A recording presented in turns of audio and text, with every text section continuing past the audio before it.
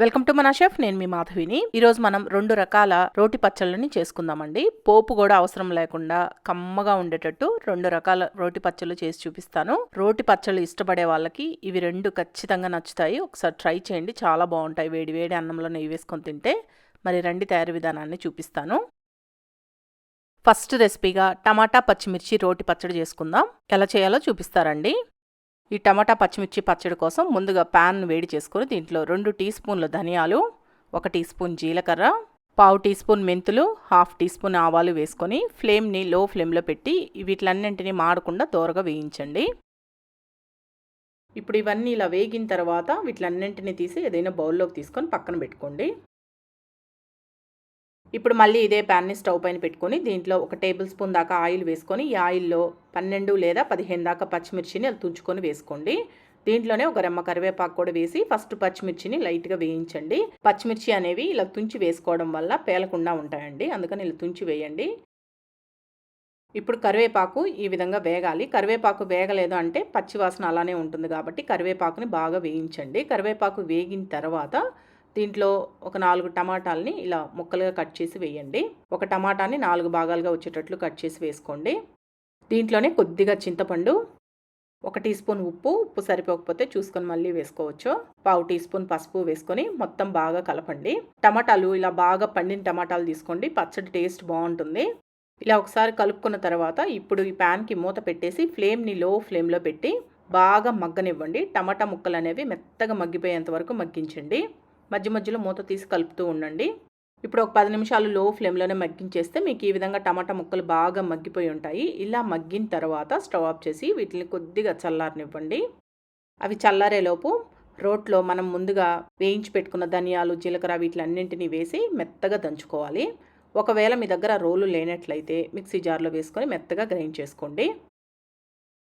ఈ విధంగా మెత్తగా దంచుకోవాలండి. ఇలా మెత్తటి పౌడర్ లాగా దంచుకున్న తర్వాత ఇప్పుడు దీంట్లో మనం ముందుగా వేయించుకున్న ఈ పచ్చిమిర్చి వరకే వేసుకోండి. టమాటా పేస్ట్ తీసి పక్కన పెట్టుకొని పచ్చిమిర్చి వరకు వేసుకోండి. దీంట్లోనే చింతపండును కూడా సపరేట్ చేసి వేసుకొని మొత్తం కలిపి మెత్తగా దంచుకోండి. మీరు ఒకవేళ మిక్సీ జార్లో వేసుకోవాలన్నా కానీ సేమ్ ప్రాసెస్లో గ్రైండ్ చేసుకోండి, సరిపోతుంది. ఇలా పచ్చిమిర్చిని బాగా దంచుకున్న తర్వాత ఇప్పుడు దీంట్లో నేను 1 టేబుల్ స్పూన్ వేయించి పొడి చేసి పెట్టుకున్న నువ్వుల పొడి వేసుకుంటున్నాను. నువ్వుల పొడి వేయడం వల్ల పచ్చడి టేస్ట్ చాలా బాగుంటుంది. ఒకవేళ మీ దగ్గర నువ్వుల పొడి లేనట్లయితే 1 టేబుల్ స్పూన్ నువ్వుల్ని ధనియాలు వేయించుకున్నాం కదా ఫస్ట్లో, అవి వేయించుకునేటప్పుడు వాటితో పాటు వేయించుకొని దంచుకుంటే సరిపోతుంది. నేను నువ్వుల పొడి ఇంట్లో చేసి పెట్టుకుంటాను కాబట్టి నువ్వుల పొడి డైరెక్ట్గా వేసుకున్నాను. ఈ పొడి కూడా వేసి బాగా నూరండి. ఇప్పుడు ఈ నువ్వుల పొడి కూడా వేసి దంచిన తర్వాత లాస్ట్గా ఈ టమాటా పేస్ట్ మొత్తాన్ని వేసుకొని దంచుకోవాలి. మీరు ఇలా పచ్చడి దంచుకునేటప్పుడు టేస్ట్ చూసుకొని ఆ పులుపుకు తగ్గ కారం సరిపోలేదు అనిపించింది అనుకోండి, అంటే పచ్చిమిర్చి సరిపోలేదు కారం అనుకుంటే కొద్దిగా కారం వేసుకొనైనా దంచుకోవచ్చు, బాగానే ఉంటుందండి. కొంచెం కారం వేసుకున్నా కానీ ఇలా దంచుకునేటప్పుడే వెల్లుల్లి రెమ్మల్ని ఒక 5-6 వెల్లుల్లి రెమ్మలు వేసి దంచండి. ఇలా పచ్చి వెల్లుల్లి వేసి దంచడం వల్ల ఫ్లేవరు టేస్ట్ చాలా బాగుంటుంది పచ్చడికి. ఇలా పచ్చడి మొత్తాన్ని దంచుకున్న తర్వాత లాస్ట్గా మీడియం సైజు ఒక ఉల్లిపాయని ఇలా ముక్కలుగా కట్ చేసి వేసి ఉల్లిపాయ ముక్కల్ని కచ్చా పచ్చగా దంచండి. మరి మెత్తటి పేస్ట్ లాగా చేయొద్దండి, టేస్ట్ బాగుండదు. రోటి పచ్చళ్ళు ఎప్పుడు కచ్చా పచ్చగా ఉంటేనే బాగుంటుంది. ఉల్లిపాయ ముక్కలు మనం అన్నంలో తినేటప్పుడు పంటి కింద తగులుతూ చాలా బాగుంటాయి ఈ విధంగా నూరుకుంటే. ఉల్లిపాయ కచ్చా పచ్చగా నలిగిందండి, ఇలా నలిగితే సరిపోతుంది. ఇలా నూరుకున్న పచ్చడిని ఏదైనా గిన్నెలోకి తీసుకోండి. అంతే అండి, ఇలా నూరుకున్న పచ్చిమిర్చి టమాటా పచ్చడిని ఏదైనా గిన్నెలోకి తీసుకోండి. దీనికి మళ్ళీ పోపు ఇంకేం అవసరం లేదు. డైరెక్ట్గా ఇదే విధంగా వేడి వేడిగా అన్నం వండుకొని అన్నంలో వేసుకొని కొద్దిగా నెయ్యి వేసుకొని తిని చూడండి, అమృతం అంతే, అంతా బాగుంటుంది టేస్ట్. ట్రై చేసి చూడండి. ఇప్పుడు రెండవ రెసిపీగా దొండకాయ పల్లి రోటి పచ్చడి చేసి చూపిస్తాను. ఇది కూడా అన్నంలోకి కమ్మగా ఉంటుంది. ఎలా చేయాలో రండి చూపిస్తాను. ముందుగా ఈ దొండకాయ పల్లి పచ్చడి కోసం ఒక పావు కేజీ దొండకాయలు తీసుకొని నీట్గా కడిగి నేను ఇక్కడ చూపించినట్లు చక్రాల్లాగా కట్ చేసుకొని పక్కన పెట్టుకోండి. ఇప్పుడు ప్యాన్లో 1 టేబుల్ స్పూన్ దాకా ఆయిల్ వేసుకొని ఈ ఆయిల్లో హాఫ్ కప్పు పల్లీలు, 10 పచ్చిమిర్చి ఇలా తుంచుకొని వేసుకోండి. పచ్చిమిర్చి ఇలా తుంచి వేయడం వల్ల పేలకుండా ఉంటాయి. అలాగే కొద్దిగా కొత్తిమీరను కూడా వేసి ఇవి 3 కలిపి ఫ్లేమ్ని లో ఫ్లేమ్లో పెట్టి బాగా వేగనివ్వండి. పల్లీలు బాగా వేగాలి. పల్లీలు సరిగా వేగలేదు అంటే పచ్చడి రుచిగా ఉండదు, అందుకని లో టు మీడియంలో పెట్టి బాగా వేయించుకోండి. ఈ విధంగా పల్లీలు బాగా వేగిన తర్వాత వీటిలన్నింటిని తీసి ఏదైనా ప్లేట్లో వేసుకొని పక్కన పెట్టుకోండి.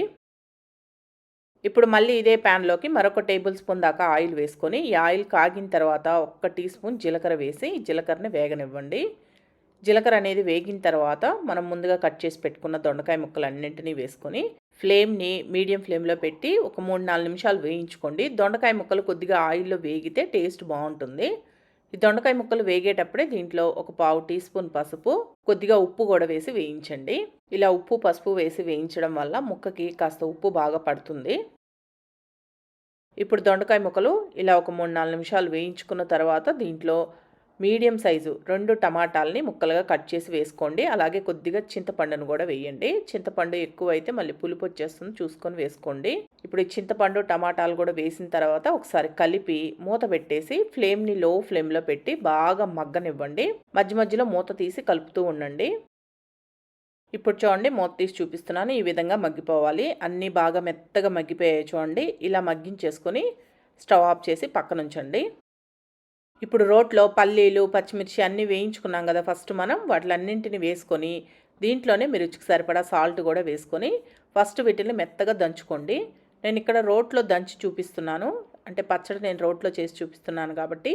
ఒకవేళ మీరు మిక్సీ జార్లో వేసుకునే పని అయితే ఫస్ట్ ఈ పల్లీలు వీటిలన్నింటినీ కచ్చా పచ్చాగా గ్రైండ్ చేసుకొని తర్వాత దొండకాయ ముక్కలు వేసుకొని గ్రైండ్ చేసుకోవాలండి. ఈ విధంగా దంచుకోవాలి. ఆ పల్లీలు అనేవి మనకి చిన్న చిన్న పలుకులుగా పంటి కింద తగులుతూ ఉండాలండి. అంటే ఇలా కచ్చా పచ్చగానే దంచుకోవాలి. అప్పుడే మనకి పచ్చడి రుచిగా ఉంటుంది. మరి మెత్తగా దంచుకోవద్దు. ఇలా దంచుకున్న తర్వాత ఇప్పుడు దీంట్లో మనం ముందుగా వేయించి పెట్టుకున్న దొండకాయ, టమాటా మిశ్రమం మొత్తం వేసుకొని దీంట్లోనే ఒక 5-6 వెల్లుల్లి రెమ్మలను కూడా వేసి బాగా దంచుకోండి. వీటిని కూడా అంటే ఈ దొండకాయ ముక్కలను కూడా మరీ మెత్తగా దంచేయొద్దండి. కచ్చా పచ్చాగా వచ్చేటట్టు దంచుకోండి. దొండకాయ ముక్కలు కూడా మనకి పంటి కింద తగులుతూ ఉంటే తినేటప్పుడు చాలా బాగుంటుంది. బాగా వేగి ఉంటాయి కాబట్టి దొండకాయ ముక్కలు కూడా రుచిగా ఉంటాయి. ఇప్పుడు చూడండి, ఈ విధంగా దంచుకోవాలి. దీంట్లో నీళ్ళు ఏం పొయ్యొద్దండి. నీళ్లు పొయ్యకుండానే దంచుకోవాలి. అప్పుడే పచ్చడి చాలా రుచిగా ఉంటుంది. ఒకవేళ మీకు గట్టిగా ఉంది, ఇంత గట్టిగా మాకు ఇష్టం లేదు అనుకున్న వాళ్ళు కొద్దిగా నీళ్లు పోసుకొని కలుపుకోండి. అంతకంటే ఎక్కువ పోస్తే టేస్ట్ బాగుండదు. ఇలా దంచిన తర్వాత ఇప్పుడు లాస్ట్గా ఒక ఉల్లిపాయని, ఒక చిన్న ఉల్లిపాయ సరిపోతుందండి, ఉల్లిపాయ వేసి దంచండి. కచ్చా పచ్చాగా దంచుకోవాలి. దీన్ని కూడా మరి మెత్తగా పేస్ట్ లాగా చేయొద్దు. కచ్చా పచ్చగా దంచితే ఆ ఉల్లిపాయ ముక్కలు కూడా మనకి పంటి కింద తగులుతూ చాలా బాగుంటుంది. ఇప్పుడు చూడండి, పచ్చడి రెడీ అయిపోయింది. చూస్తుంటేనే ఎమ్మిగా ఉంది కదూ. వేడి వేడి అన్నంలో నెయ్యి వేసుకొని పచ్చడి వేసుకొని తింటే అద్భుతంగా ఉంటుందండి. దీనికి ఇంకా పోపు ఏమీ అవసరం లేదు. డైరెక్ట్గా ఇలానే అన్నంలో కలుపుకొని తినొచ్చు. లేదు చపాతీలోకి ఇష్టం ఉంటే చపాతీలో అయినా బాగానే ఉంటుందండి. ఒకవేళ మీకు పోపు కావాలి అనుకుంటే పోపు వేసుకోండి. పోపు అయితే అస్సలు అవసరం లేదండి. ఇలా డైరెక్ట్గానే తినేయచ్చు. చాలా బాగుంటుంది రైస్లో కలుపుకొని తింటే. మరి చూసారు కదా 2 రకాల రోటి పచ్చళ్ళని. తప్పకుండా ట్రై చేయండి. ఈ వీడియో మీకు నచ్చింది అనిపిస్తే మన ఆశిఫ్ ఛానల్ని సబ్స్క్రైబ్ చేసుకోండి. లైక్ చేయండి, షేర్ చేయండి, కామెంట్ చేయండి.